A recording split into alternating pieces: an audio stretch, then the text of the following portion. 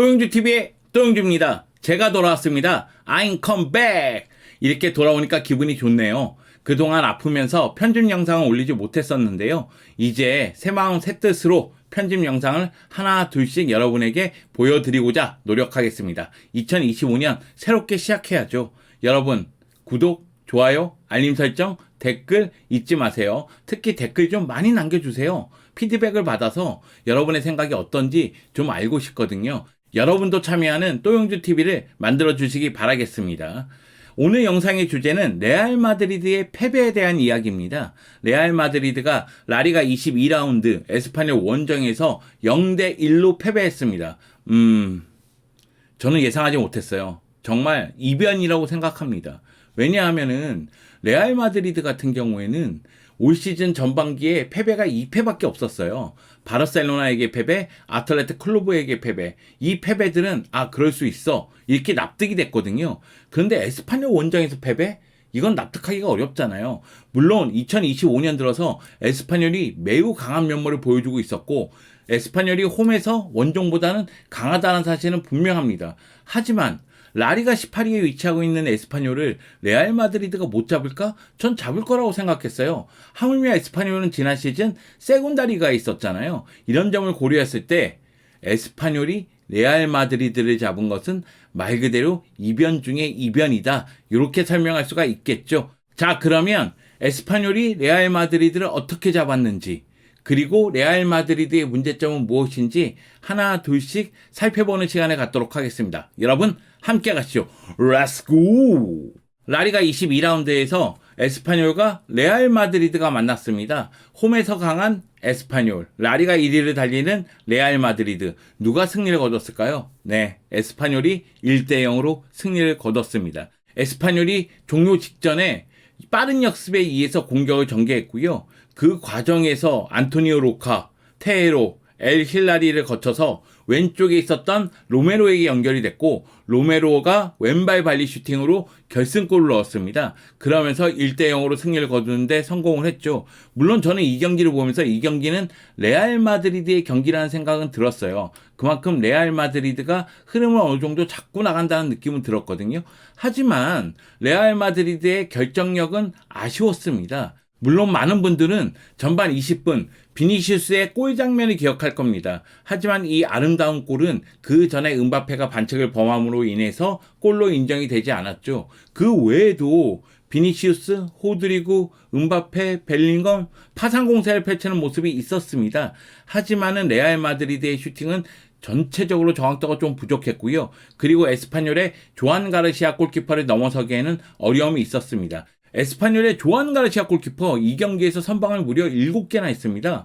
말 그대로 에스파뇰의 수호신 역할을 톡톡히 했다고 보면 되겠죠. 여기다가 에스파뇰은 4-4-2 바탕으로 수비에 임하면서 공격을 전개할 때는 크라의 중심으로 4-2-3-1로 변화를 꾀하는 모습이 있었고 빠르게 공수 전환을 하면서 레알 마드리드를 괴롭히는 모습이 있었습니다. 반면에 레알 마드리드는 볼이 중앙 쪽을 거쳐가기 어려우니까 측면 쪽을 거쳐가는 경우가 많았는데요. 비니시우스와 호드리구의 개인 기술을 이용하는 장면이라든가 아니면 프란이라든가 루카스 바스케스가 위로 올라가서 연동해서 들어가고자 노력을 했지만은 득점 기회를 확실하게 살리지는 못했습니다.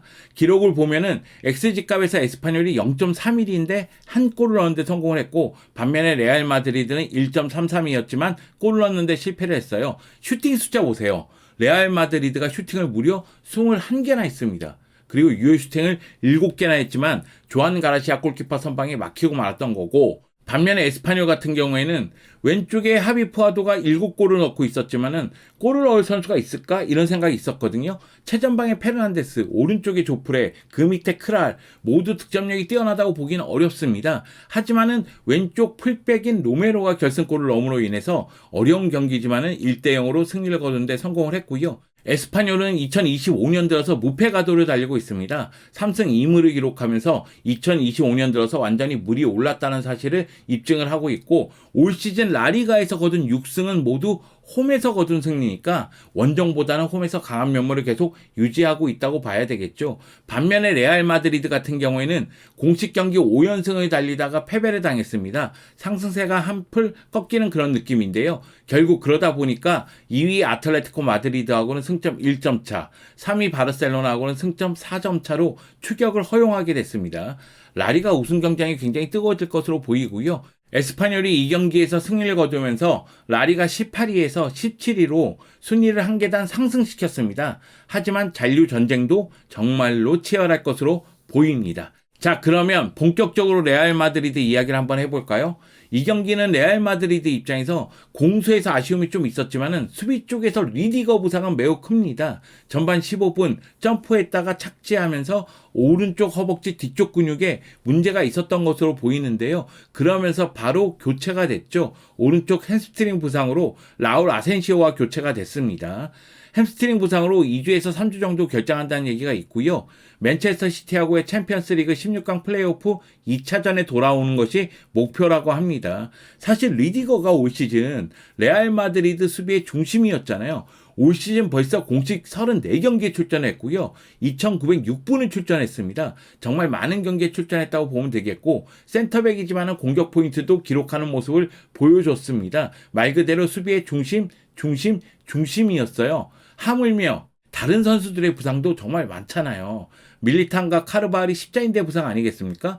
여기다가 카마빈가도 부상이에요. 카마빈가 부상 얘기하는 거는 카마빈가가 레프트백으로 뛸 수 있기 때문에 말씀을 드리는 거고 지금은 맨디나 프란 그 누구도 믿을 만한 레프트백이 있다고 보기는 좀 어렵지 않나 이런 생각이 있습니다. 하물며 오른쪽에 카르바알이 부상을 당했기 때문에 루카스 바스케스가 나오는데 루카스 바스케스는 수비 쪽에서 문제를 계속 노출하고 있어요. 그리고 밀리탕의 부상으로 리디거의 어깨가 굉장히 무거웠거든요. 근데 리디거마저 부상을 당했단 말이죠. 그러면 센터백 자원으로 쓸 수 있는 게 수비형 미드필더였던 초아메니를 센터백으로 쓸 수가 있고 그리고 어린 라울 아센시오를 쓸 수가 있습니다. 그리고 또 한 가지 알라바가 부상에서 돌아왔기 때문에 알라바를 선발 출전시키면서 센터백 문제를 해결할 수가 있죠. 바이오도 있긴 있지만 전력 외 자원으로 봐야 되겠죠. 자, 제가 활용 가능한 센터백 얘기할 때 문제점들을 다 이야기를 했어요. 추아메니 같은 경우에는 최근 안정감이 너무 떨어지는 모습이 나오고 있습니다.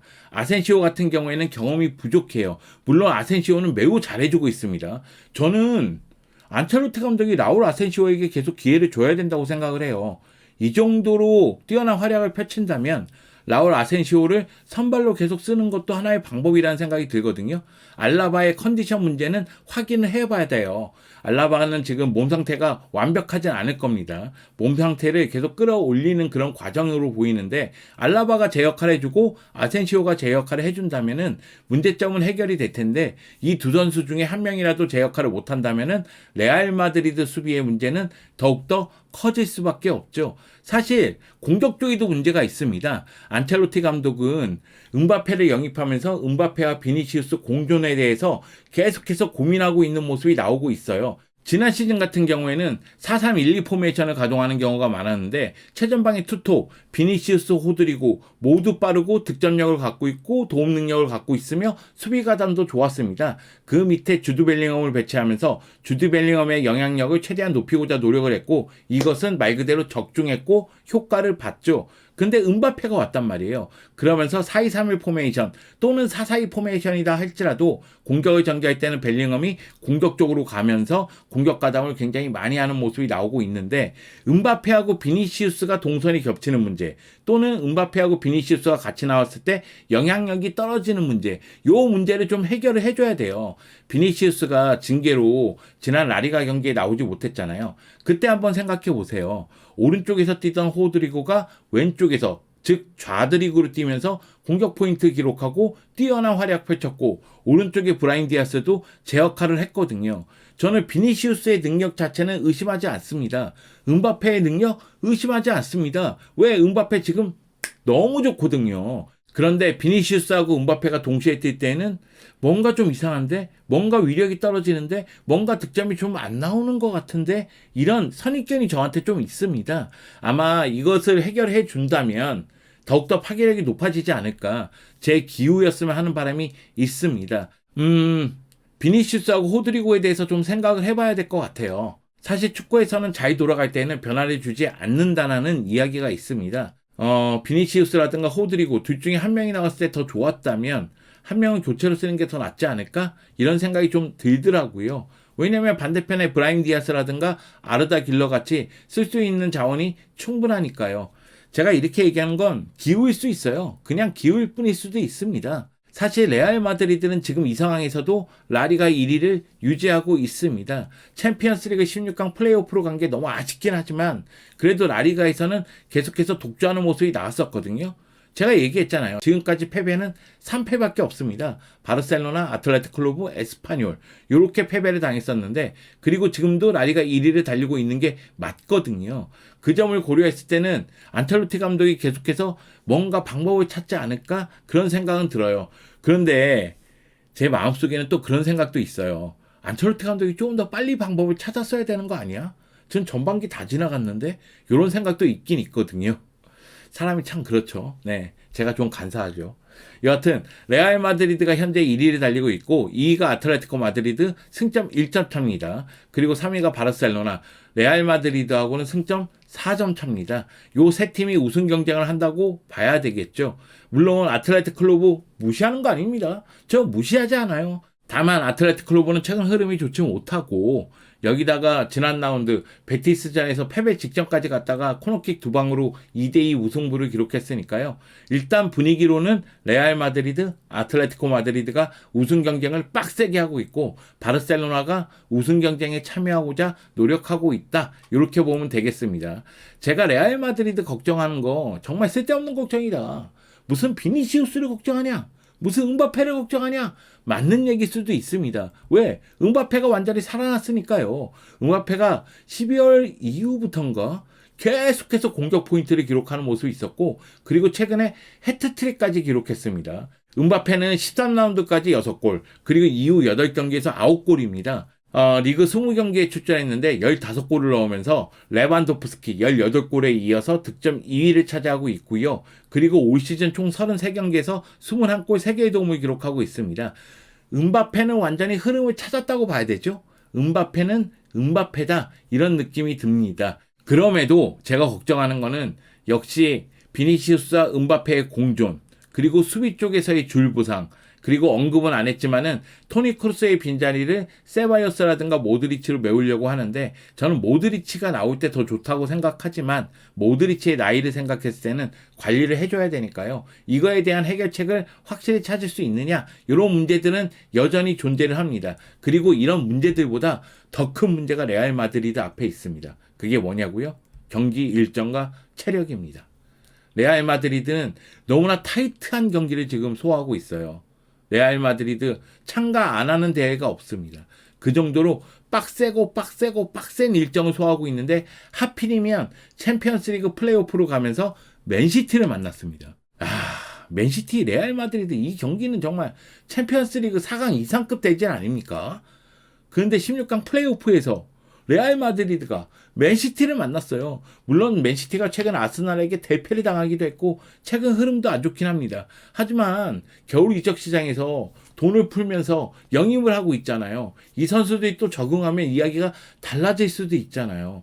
여기다가 레알 마드리드는 곳곳에 보이는 약점들이 조금씩 있잖아요. 체력 앞에 장사 없습니다.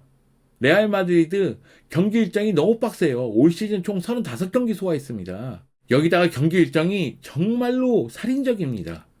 코파델레이 8강 레가네스 원정 경기 펼쳐야 되죠. 그리고 마드리드 더비를 펼쳐야 됩니다. 라리가 1위와 2위의 대결이에요. 당연히 이 경기는 치열할 수밖에 없습니다. 그리고 챔피언스리그 플레이오프에서 맨체스터 시티를 만나는 겁니다. 레알 마드리드 첩첩산중인가요? 설상가상인가요? 지금까지는 일정 자체도 그렇고 수비 쪽도 그렇고 걱정이 태산입니다. 근데 레알 마드리드는 레알 마드리드죠. 아마 에스파뇰전 패배를 통해서 또다시 각성하고 또다시 성장할 수도 있습니다. 레알 마드리드는 계속해서 전진해 나가는 클럽이니까 결과가 어떻게 나올지는 좀 봐야 되겠죠. 안첼로티 감독 입장에서는 올 시즌 되도록이면 많은 우승 트로피를 들어 올리고자 노력을 할 겁니다. 하지만 스페르코파 우승 트로피는 놓쳤거든요. 자, 그러면 코파델레이, 라리가, 챔피언스리그 모두 노려야 됩니다. 근데 레알 마드리드의 스쿼드의 두께가 매우 두텁다고 보긴 또 어렵습니다. 지금 수비 쪽에서는 문제가 발생되고 있잖아요. 이런 부분들을 안첼로티 감독이 해결해야 되겠죠. 과연 안첼로티 감독은 레알 마드리드를 이끌고 모든 대회 우승에 근접할 수 있을까요? 과연 몇 개의 우승 트로피를 들어 올릴 수 있을까요? 또 영주TV야 끝까지 함께 해주세요. 빠밤!